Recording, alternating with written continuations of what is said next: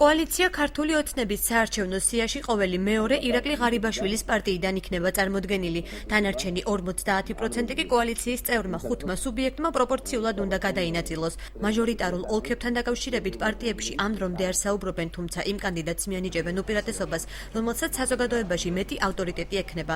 კონსერვატიულ პარტიაში კანდიდატები შერჩეული ყავთ. ფაციკაძე ფიქრობს, რომ მათ პოზიციას პარტიის ავტორიტეტი გაუმაგრებს. არ გვიყოლება მერობის კანდიდატი და აქედან გამომდინარე არც გამგეობის კანდიდატი. არა, კანდიდატები ვამბობ ჩვენ თითქმის კი არა.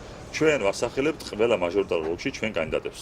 ვინ უფრო რეიტინგულია, ამას გამოკითხვით გავაკეთებ. ეროვნული ფორუმი მთლიანად აჭარაში არსებულ სახელმწიფო ორგანოებში მხოლოდ 2 კანდიდატით არის წარმოდგენილი. ფორუმის წევრი მიიჩნევს, რომ კოალიციაში საჭიროა ბალანსის აღდგენა. პარტიაში მაღალმთიანი აჭარა და იქაური კანდიდატები ეიმედებათ. აჭარის უმაღლეს საბჭოში 1 დეპუტატი. დანარჩენი ჩვენ ხელისუფლებაში და მმართველობით აღმასრულებელ ორგანოებში წარმოდგენილი არ ვართ. გარდა ერთი გამონაკლისის, ეს არის ხელვაჩაურში გამგებლის თანაშემწე.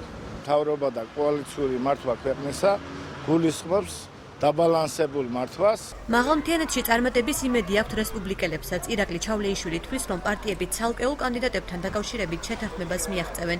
წინააღმდეგ შემთხვევაში შესაძლოა საჭირო გახდეს ცენტრალური ოფისის ჩარევაც. თქვათ, ზოგიერთი კანდიდატი მიუღებელი იქნება, რომელსაც ქართული ოცნება წარმოადგენს. ამაზეც იქნება მსჯელობა რა, იმიტომ რომ მოგიხსენებათ, არის ყოველთვის ასთა სხვადასხვაობა და არიან ადამიანები, რომლებიც სხვადასხვა ეტაპზე სხვადასხვა პარტიებში ნამყოფები არიან და ყოველთვის უნდათ რომ იყვნენ ასე ვთქვათ მმართველ ორგანოში. ამიტომ ამას ძალიან სერიოზული მსჯელობები მოყვება. კვოტების ახლანდელი პროპორციით გადანაწილებას სამართლიანად მიაჩნიათ ქართული ოცნება დემოკრატიული საქართველოს წევრებს. მე არ მიმაჩნია რომ თქვა ეს არის რომელიღაც პარტიის დაჩაგვრა, იმიტომ რომ მაინც მთავარი ძალა ამ კოალიციაში არის ქართული ოცნება დემოკრატიული საქართველო.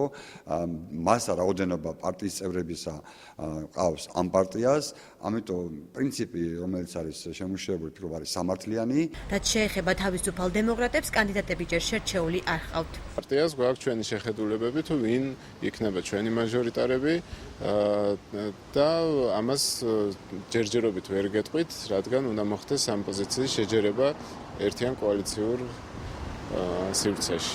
პარტია მრეწველების ადგილობრივმა წარმომადგენელმა მაილო ჯაშმა აღნიშნულ საკითხზე კომენტარის გაკეთება არ ისურვა.